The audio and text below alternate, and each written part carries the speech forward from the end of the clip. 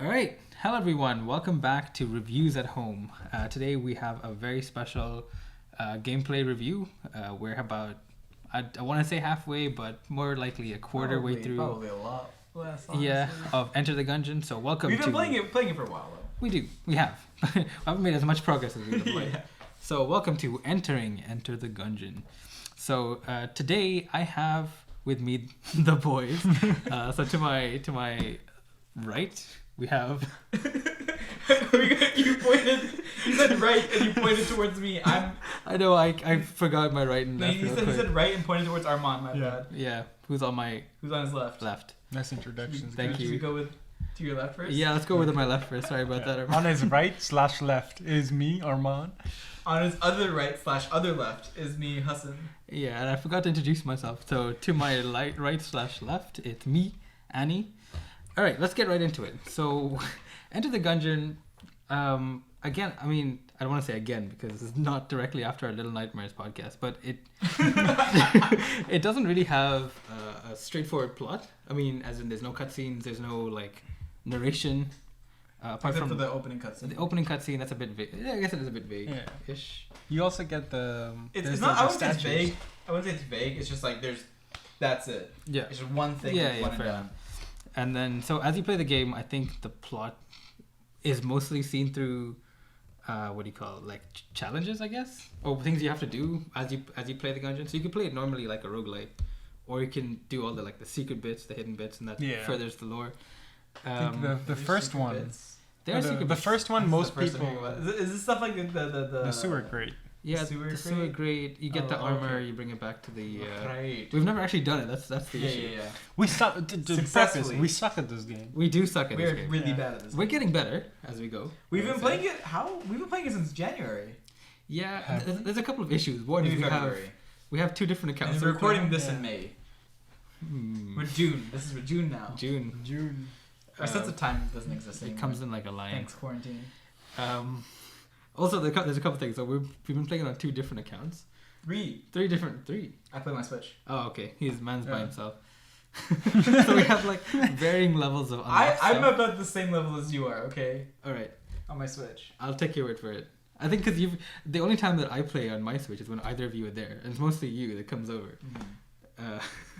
Anyway, yeah. So we had 3 different levels of progress. You know, there are other the characters you can unlock. So it's not None of us have unlocked any of the extras, right? There's armor. There's 2-3 extra playable characters you can unlock. Oh yeah. Characters. There's more. Yeah, I was talking about NPC, okay. but yeah, as well. We haven't unlocked the extra characters. We haven't actually finished the game once. Like we haven't beaten the I think boss. I think the farthest me and you have made it is 3 or 4. 4. 4. We made because I shit. Yeah. Which is I think only 5 levels. So we're close. Yeah, close. We're for getting sure. there. We're carried by the guns. Yeah. I think that's the point. I think you can be good at the game. Like people, I'm sure people do it like base. Yeah. I see what you mean. Yeah, we're relying a lot on RNG. The times we get to level 4, we get like some really like overpowered guns. Yeah. I think there was the one of the guns we got like if you get hit, it just sends like a bajillion bullets all across the room. Yeah. And that I think helped us get to level 4 for sure. The Heart of Ice, I think that's. That's a good idea. Yeah, because it also gives you an extra heart, so you can take 2 extra hits. Yeah. So okay, let's move on. Before we get any further, all right. Can we just say I hate the Iron Maiden? I hate the Iron Maiden is the worst. I don't know why. It's just such a dog shit. It always comes in that one room with the shaman. Yeah. I feel like there's like some like nifty little trick to deal with the Iron Maiden, so it's not as hard as it actually is, but it's just like the worst part is you have to hit it from the bottom part when it's open. You actually don't. You don't? Do you not? Don't. You only hit it when it's open? You only hit it when it's open. Oh, you learn. That being said, it's been a hot minute since I played it on my own. Yeah. I don't know for sure, but I'm pretty sure. I think I vaguely remember hitting it like from the side or from the top. Okay. And it opens up, so. Alright, good. That'll save me from having to run in front of it. Yeah, okay, so let's talk about the gameplay. It's top-down twin stick shooter. It's very tight. It is very tight. Yeah. They throw you in there. It's like many roguelikes that I'm saying mostly as a claim that I can't really attest to. I've only played like 3 roguelikes. They throw you in with like very little training wheels. You just kind of go in and that's just it. Like dying is a mechanic in most roguelikes, so I don't like fault the game for not telling you that much. Like it's got a steep learning curve, like any roguelike.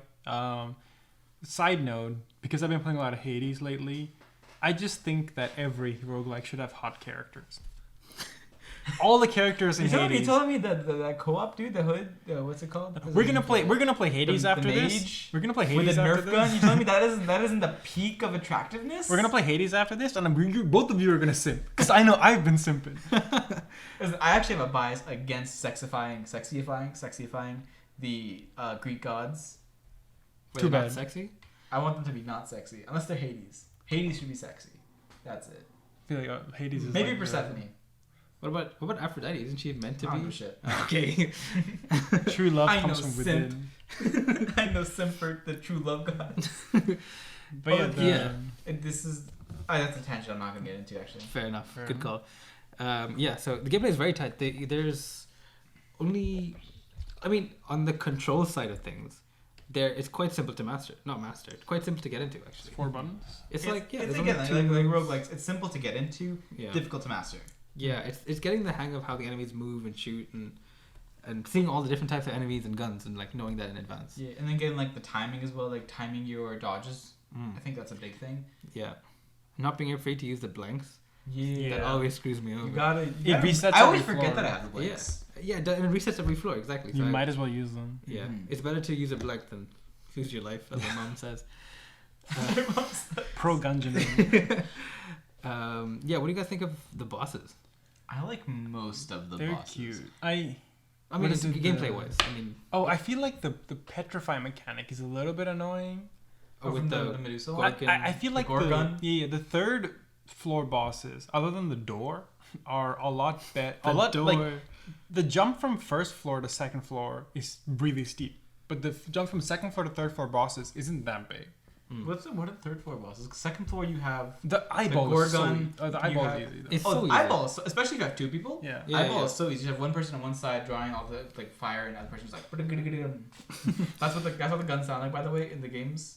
All of them, for sure. Every single gun. There isn't a single gun that doesn't. Actually. Actually, no. We should talk about. Oh yes. I don't know why it's as hard as it is, but the mini bosses are intense. Oh yeah, they're so insane. The Dark Mage, the cannonball that floats above the spikes. Yeah, there's nowhere to go. And he throws stuff. And then they also spawn more cannonballs. Yeah. More of the tiny cannonball guys. Yeah. The mage is easier than the cannonball, in my opinion. Yeah, relatively. But they're both really difficult. Yeah, for sure.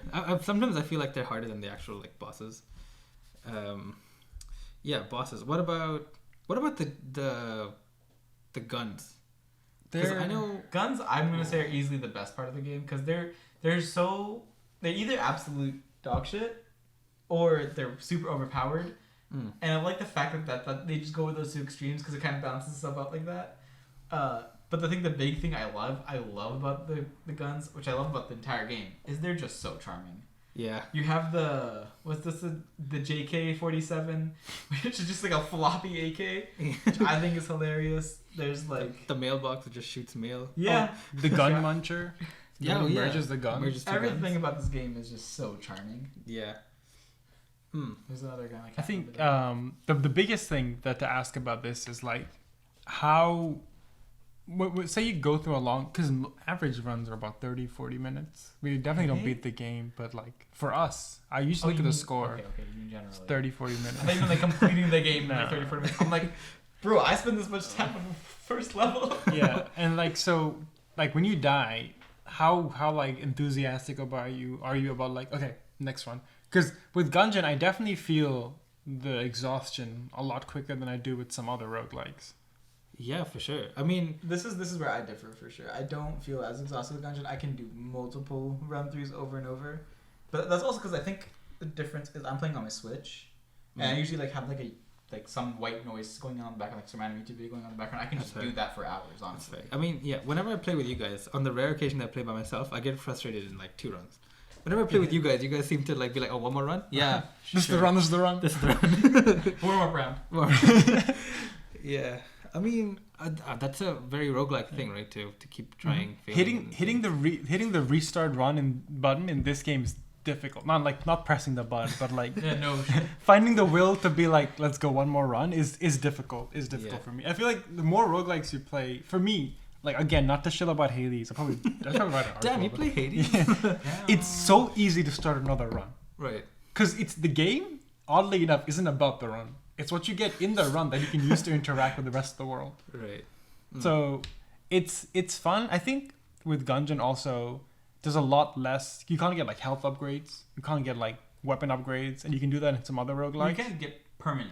You can't get those permanent ones. health upgrades. You can get them yeah. like within the run. Yeah. Yeah, so I mean, the difference between this and other like roguelikes is that the progress here you make is with your skill rather than your like you don't actually upgrade your character but doing more. You kind of like grind it out. And with your like inventory, expand like what you can possibly get. yeah, It's still yeah, chance. for sure. Still a chance, but you can Still- expand that. Mhm. Yeah, like I know some roguelikes, it's as you die, you collect stuff to upgrade yourself. Yeah, Hades. Hades is like that. Okay, Mhm. yeah. I mean, do you guys prefer that sort of game? I'm not super like I don't play a lot of roguelikes. This game definitely has made me be like I should try some more roguelikes. I think I would like that. Mm. Because before this, the only other roguelike I can think of playing, I think, is Powder, which I've only just recently introduced Armand to. It's like it's one of the really like super old GBA games. Right. I think it's one of the OG roguelikes that came out at the same time as the game Rogue. Lots of reading. It's a lot of reading. Mm. It's like turn-based roguelike. It's arguably harder than this one. I think there's Understandable. 10 levels. And Yeah, I think it's- the main difference is Gungeon is a roguelike and then Hades is a roguelite because Mm. you have the permanent upgrades, which Yeah. is not like normally. and then Powder is just Rogue. Yeah, It's, not it's just- one of the OG ones. Right. attributed. So in Gungeon, obviously, the lack of permanent upgrades is just you got to get better at the game. Mhm. Which I know that the prices in the shop are balanced for when you beat the game because once you beat the game, you can unlock more powerful enemies that drop more gold, so you can buy more stuff at the shop. But right now, at the stage we're at, everything feels so expensive. Yeah. Oh, you mean I- at the the you mean store. like the store in the runs or the store in the keep? No, store in the runs. Okay, in the runs, yeah. Because Yeah. you get like maybe we pick up like a heart or a key. Mm-hmm. Yeah. and Rarely do we that's pick up it. a We can gun. usually Yeah. And pick then up like one if you thing. want to do like the chambers thing where you're giving the what's the guy's name where you like upgrade so you can go directly to the Oh, the second floor? lift. The lift Yeah. dude Mm. when you're doing that kind of stuff he requires like 120 gold per Per floor. floor Yeah, yeah. and you have to get that in one run. Yeah. Like that's tricky. in one run within the amount of floors it takes to get there. I think it actually it's not just 120 gold. It's 120 gold and 3 blanks at the same time, Yeah. Yeah. which Yeah. is tricky. Mm-hmm. Yeah, for sure. Okay.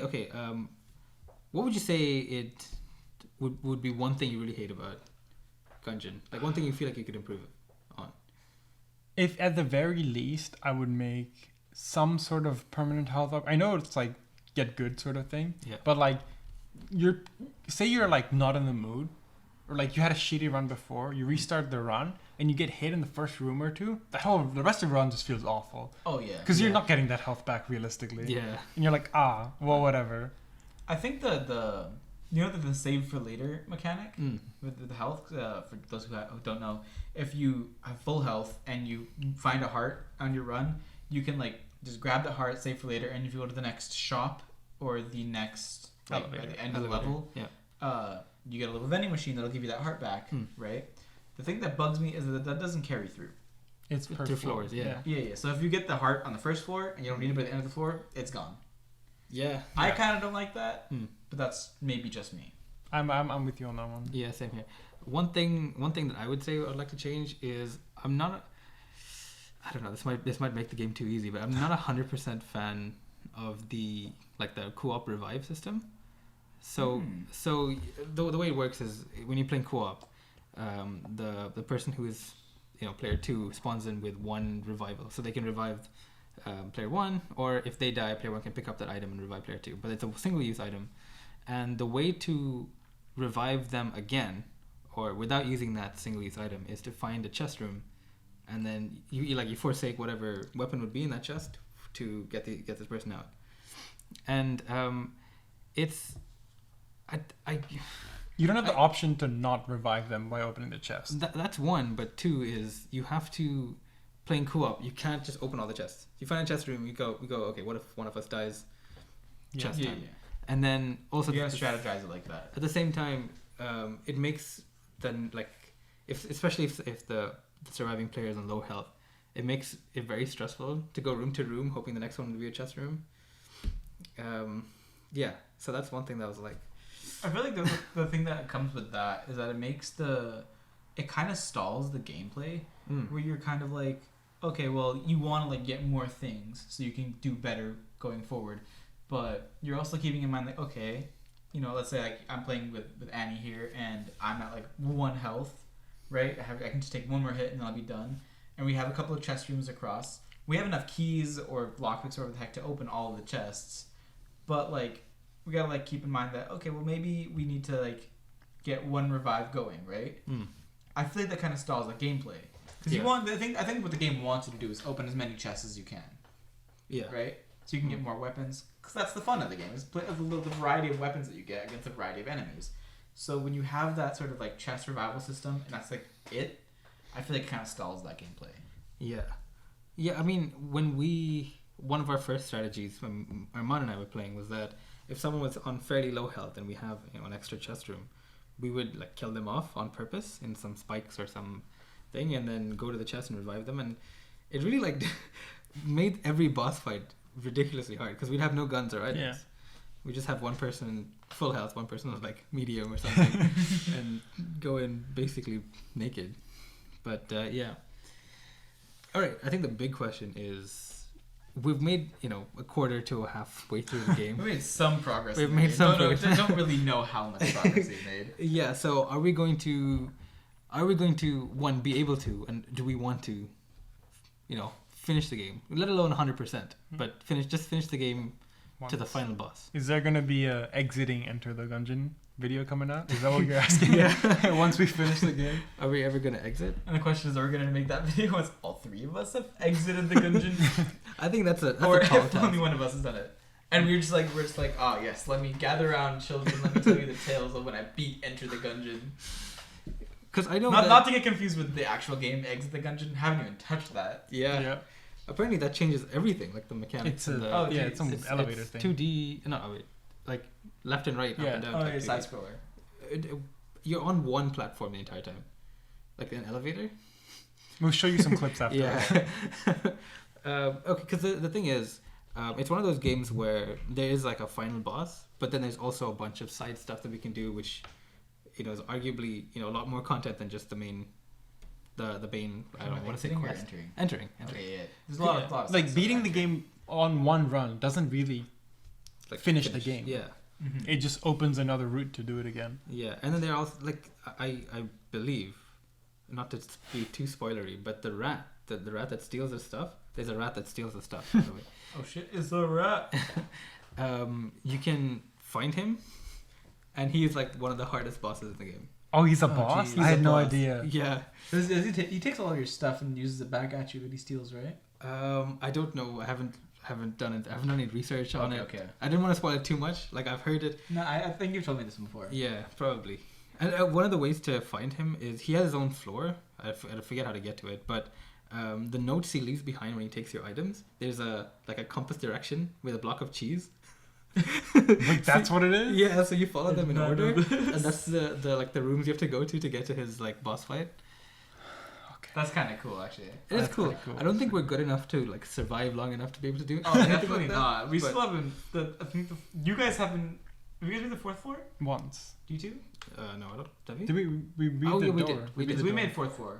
So you guys made 4th. That means we've made 4th floor total. Yep. Like we can do that. I don't think there's twice total. I don't think there's a many floor, times. Though. I think the 5th floor is just the final boss. Maybe. Okay. I could be wrong. Oh, is it? I could be wrong. Okay. You have finished the game once, like when it was like just released. Yeah. And they've since like changed the game a lot. They've added a lot of stuff. They've added. I think there was a whole. It's just like they followed the Shovel Knight thing where all the DLC is free. But this was like, I remember being better at the game. That's all I can say. I played it again on PC and I could feel it coming back. Playing it on the controller is definitely not my shtick, but we'll get used to it. Fair enough. I think one thing I like about this is that it's definitely like revived a little bit of a love of roguelikes. I haven't played a ton of roguelikes, but from what I have played, I've really enjoyed them, and now I'm just like remembering like, oh yeah, roguelikes are really, really fun. They're really, really difficult, and normally I'm not really into that because I don't like games. I don't like games where I have to really get good. Yeah. You know, I'm not pro gamer man's myself, but but it's definitely like been like something that I want to look more into and play some more roguelikes now. Yeah. Well. Yeah. So I think anything else you guys want to add? I think that about concludes our discussion. I just want to say one more time, the game's cute as hell. Oh, it's so Sure, cute. you can It's pet the so dog. cute. You pet the dog. You can pet the dog. You can pet the dog. Damn. I love the little like the title like scenes when you like meet the bosses. Granted, they get repetitive after a while. After you repeat like the first four like a bajillion times, you're just like, okay, not the Gorgon, the twins, the king. I don't give a shit anymore. But like they're still like really cute and adorable, and I love the fact that when you do co-op, the characters, everybody you interact with as like the secondary character just talks shit to you all the time. Like, hey, I don't want to talk to the protagonist. Get out of here. And then all like those title sequence, title card things for like the bosses have like the second player dude looking all like scrambly and stuff. He's got like a funny face going on. I love it. Nerf gun. Looks kind of like is it Eevee or is it just V from Final Fantasy? I think it's just V. I'm not sure. I'm not sure who you're talking about. Me neither. I mention this every time. They have no idea who I'm talking about every time. Which Final Fantasy is it from? That's true. There's a lot of them. Yeah, I only know 7. 15. Oh, yeah, 15. It was. I think it's later on in 7. Oh, I because I know it's for the same character designer who did all the ones in 7 because V also shows them Kingdom Hearts. Yes. All right. Well, before we get into Final Fantasy, let's not get carried away. Yeah, thank you so much for watching or listening, I guess. This has been podcast for Reviews at Home. We're no longer podcast. Sorry, my bad. This is rebranding. Rebranding. This has been Reviews at Home. This has been Annie. I'm Armand. And to Annie's other left is Hassan. Yeah, I'm never gonna live this down. And that was entering the Gungeon. Thank you very much.